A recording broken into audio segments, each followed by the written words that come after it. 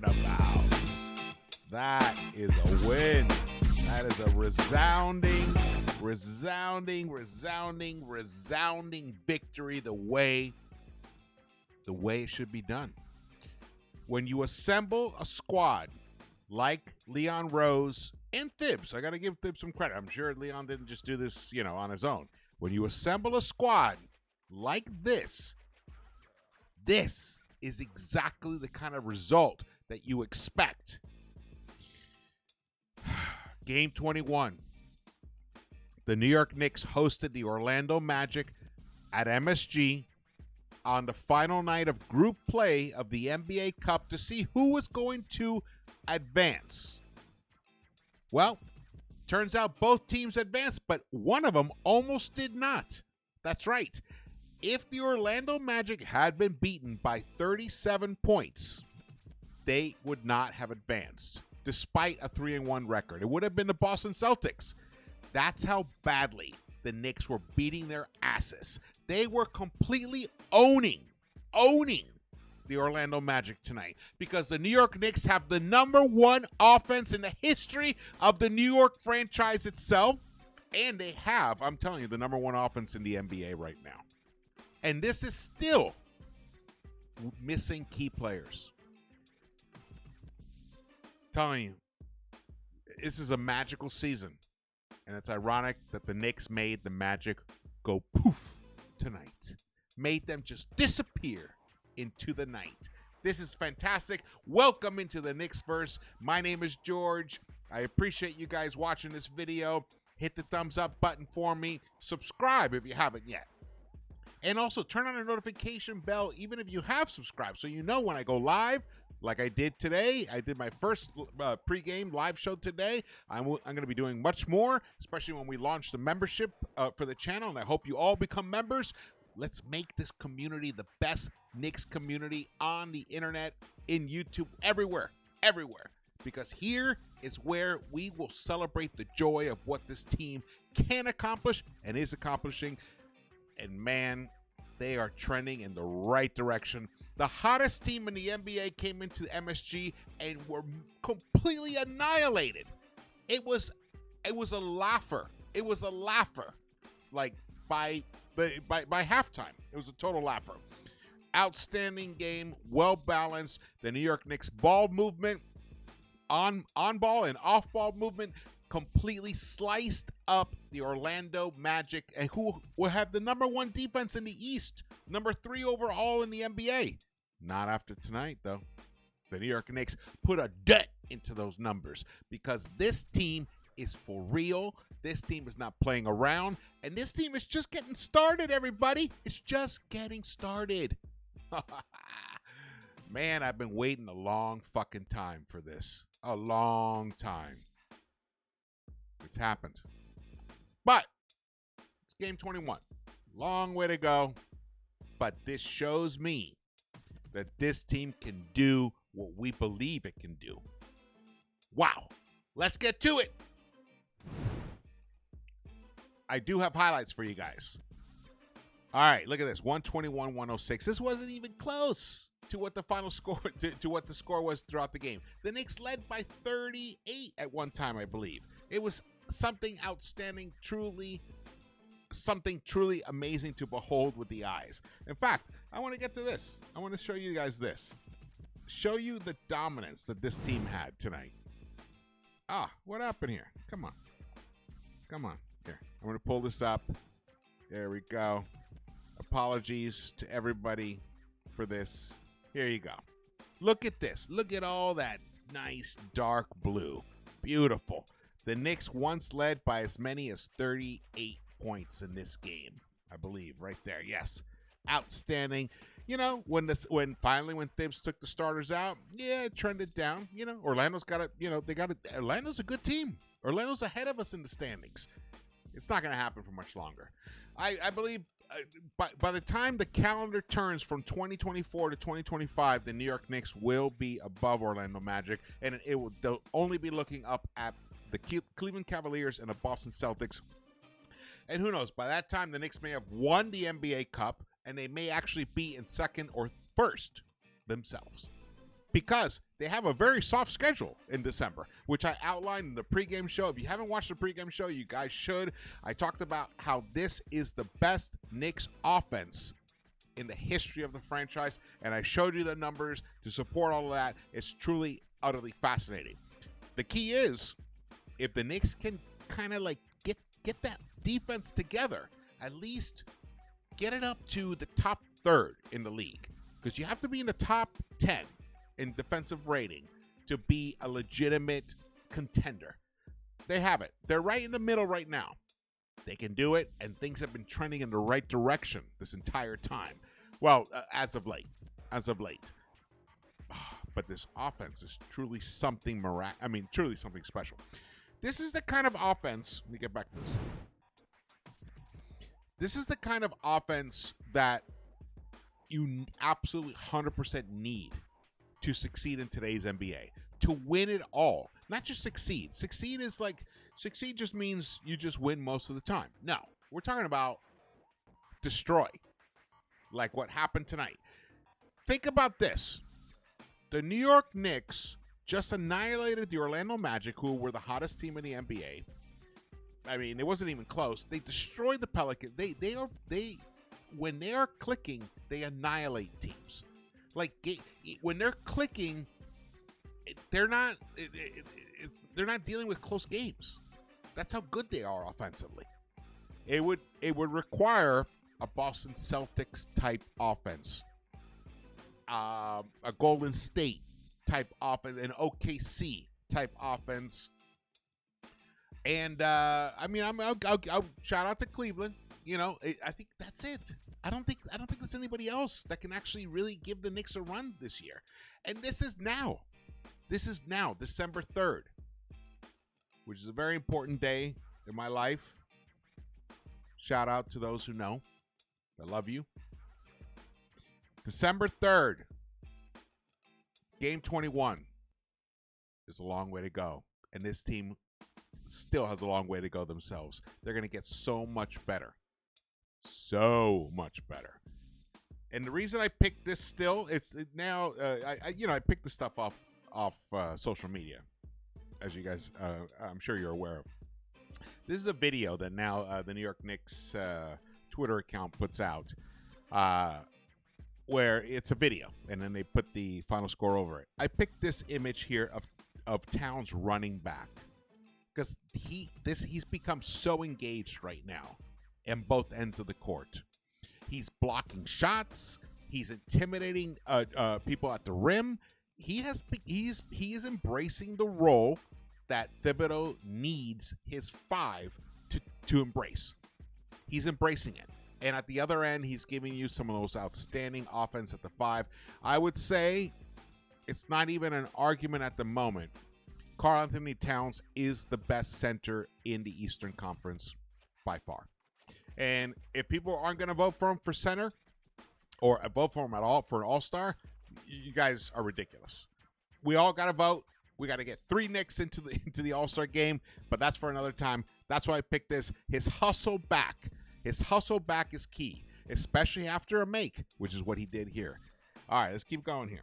I do have highlights for you guys. Josh Hart. In the pregame show, I said he was going to be the key to this Knicks team succeeding tonight, and look what he delivered. Another triple-double this season.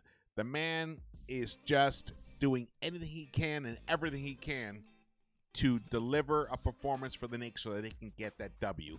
11 points, 13 rebounds, and 10 dimes for Mr. Josh Hart. Outstanding. Then comes a shout out to NBA New York Twitter account. Mikal Bridges as Knicks advance in NBA Cup by blowing out Magic. 19 points on 8 of 13 field goals shooting, 5 assists, 2 steals, and a plus 33 in the plus-minus game best. But it doesn't end there. Knicks Muse then tweets this out. Mikal Bridges is the first player in Knicks history to record a plus-minus above plus 70 over any 2-game span. He has been a plus 73 in the last 2 games. Now, this is the guy we were all worried about. We're all like crying. Oh, did we give too many picks? No. This guy has a body of work. He's been doing it a very long time. I was concerned about, how much, octane he still had in his tank, because he plays. He's averaging the highest minutes of any player in the NBA, 38 minutes a game. He has the longest consecutive games played streak in the NBA right now. He hasn't missed a game since he was in high school. I was worried that maybe his slow start was due to just fatigue. And not just physical fatigue, mental. Well, whatever happened on that road trip, it got this guy right. He's back. He's showing why he deserves to be traded for 5 first-round picks, which, by the way, those first-round picks, they weren't that great. So let's not get all upset about, we traded 5. They were shit picks, especially when you have a quality team, a team that's going to be in the top 2 or 3 in the conference. They're not going to be good picks. So we had to get rid of them. And we got this guy. And he's a phenomenal player. The best role player in the NBA. He's what he's been called. Runner-up Defensive Player of the Year 3 years ago. This guy can still ball. He's 28. He's in the prime of his life. And right here, he's proving deserving of making this trade. Fantastic. Mikal Bridges. Love how he's adjusted. Also, to be very specific, he has cleaned up his body motion when he takes shots. In the past, he was going up and drifting towards the basket and not drifting straight at the basket when he was launching those threes above the break and even in the corners. Now he was drifting to the right or to the left. That's a very fucking difficult shot to make. I've tried it because I used to play around like that. It's a very tough shot to make. But, as you see the way he approaches the mid-range game, he's always kind of falling back. He's falling back as he releases. He has a natural instinct to be able to judge the distance in his body motion falling backwards to the hoop. Closing in on the hoop is harder, which is what he has been doing earlier in the season. But lately, he's going straight up, releasing, and maybe once in a while, he is drifting, but he's fading back slightly, which is in his wheelhouse, which is why he's killing it lately, and he's on fire. Absolutely wonderful to see this happen. Couldn't be happier because he's a nice guy. I wanted the Knicks to draft him originally, and we didn't. I feel like Leon Rose has come in and corrected all the mistakes that the previous administrations have made. And it's just taking a little time, but man, are we right there. We are right there, people. Enjoy this. Enjoy this right now. Let's keep going. We got stats. Let's go to the highlights. So the game got off to a really interesting start. Orlando made 3 3-pointers in a row. Here's the third one. And for a minute there, I thought, oh no, is this going to be one of those weird Knicks games? But no, because look who's got the ball. Mr. Josh Hart just fights for it. He finds the little seams, the gaps. This was a bad moment right here. Again, still, I was worried. I was like, oh no. And then Kentavious drills that 3-pointer. Kentavious is a great pickup for the Orlando Magic. I love what he brings to their team. But remember, we have Jalen Brunson. And that's what Jalen Brunson does to opponents. He had a fantastic game, Mr. Brunson. Even though he was the only Knicks starter not in double figures by halftime. That's right. But he finishes the game with 21 points on 8 of 15 shooting. He shot 53.3%, hit all 4 of his buckets at the free throw line, and only collected 4 assists. 4 assists on a night where the Knicks, once again as a team, got the 30 dimes. 30 dimes. They had, I believe, 1, 2, 3, 4, 5, 6, 7, 8 players with assists. And they finished with 30 assists. Again, that is a mark of a great team, especially this kind of team. Here we go. Everybody was great tonight. It was one of those unique games where every player wearing orange and blue did their job at such a high level. Everybody. Nobody. There was not a single Knick with a negative plus minus tonight. Towns, a plus 23. Brunson, a plus 21. Mikal Bridges, a plus 19. OG Anunoby, a plus 18. Josh Hart, a plus 11. Outstanding. No, a plus. Sorry, I was looking at their points scored. Sorry, it's even better. Sorry, that was their points scored. In terms of plus minus, Mikal Bridges was a plus 33. That makes better sense with what I showed you before. Oh, look at that. Look, that was a crazy finish by Cameron Payne. The bench came in. Nice little punch of energy. Deuce McBride with 18 points in 25 minutes of play. Campaign, 18 minutes of play for him. 7 points in 3 dimes. Everybody was contributing tonight. It was one of those games that you dream of as a fan tonight. This was a very important game. This game means a lot to these players and to the teams and to us fans. Because imagine if the Knicks had lost, we'd be out of the NBA Cup. Even though we would finish 3-1 out of the NBA Cup. Instead, the Knicks finished 4-0. And the only team rated higher above the Knicks in the East bracket of the NBA Cup is the Milwaukee Bucks, and it's all because of points differential. But oh man, look at that one. Franz Wagner, man, that guy can play. He is a baller. I always loved him in college. But even though he picked up 30 points, he had 20 by halftime, and the Knicks were able to somewhat neutralize him in the second half. He finished with you got 10. That was a great moment there.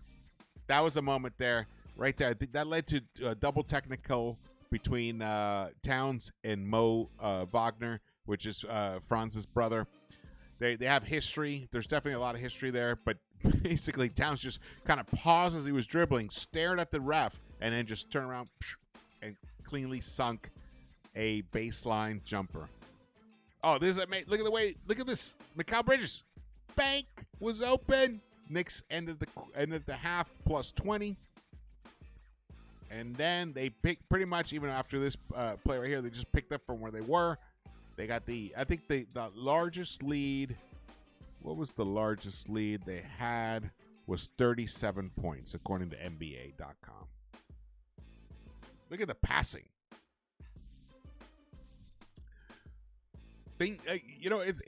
What I love about what I'm seeing is the team is doing all the things that I wanted to see. I've been saying many times, look, everyone says it. Ball moves faster than feet. Just keep passing the ball. Find the open man. Also, once you have the ball, find the open spaces on the floor. That's a very Thibsian thing. It's about finding the weak spots of the defense on the floor. And when you have a team that basically, let me just put it out there, this starting lineup, except for Hart, because he's, even though he has been shooting incredibly, the other 4 Knicks starters are all 3-level scorers. They're insanely amazing in the mid-range. They are the best 3-point shooting team in the league. And they finish, I think they're in the top, let me make sure. They're in the top 5 or so in finishing at the hoop. And that's where Hart does excel. And Hart has been shooting over 50% from the 3-point line in the past 5 or 6 games. So here we go. Oh, look at this. Mikal, no hitch. See how he's just letting go, but his body is quiet. He may have drifted back, but it's not drifting to the sides. That's the killer. Only very special shooters can still make those shots. The J.R. Smiths of the world, the Carmelo Anthonys. Who else? There's lots of other guys who can shoot. Jason Tatum is one of those guys who can still fucking nail that 3 when they're drifting left laterally. But if you're gonna drift, you either drift towards the basket or away from the basket. But drifting directly towards the basket also is a special talent. You want to just go straight up, release it cleanly, boom, right there. Look at this. This play I thought that was going to be a dead possession. But that's what makes Josh Hart so special. Oh, we're back to the beginning. All right, let's keep moving here, man. I'm just so excited. I'm just so excited about this win because this win confirms, like, it confirms all the things I believe about this team. That if they are clicking, they can absolutely annihilate other teams. Think about how difficult it'll be for opponents to play this team in a 7-game series. You really think you can shut down this offense over 7 games? The only way you beat them is you match their offense and at least somewhat, make them work on the defensive end. I don't want to reveal, how to beat our team, but that's what it will take. And I think come April, Thibs and the roster and Leon Rose will have solved most of the defensive weaknesses on this team. If we creep up to maybe even 10th or 8th in defensive rating and still are up there 1 and 2 in offensive rating, the New York Knicks are going to win the NBA championship. I'm telling you right here, right now, the New York Knicks are going to win the NBA championship if they can do that. And I think they're going to do it. I wouldn't bet against it at all. So if you guys are bettors, gamblers, FanDuel, whatever, remember that. Remember what I'm saying right now. If you can put a bet in right now, it's going to happen. It's going to happen. The New York Knicks just destroyed the best defense in the Eastern Conference. Destroyed. Wasn't even close.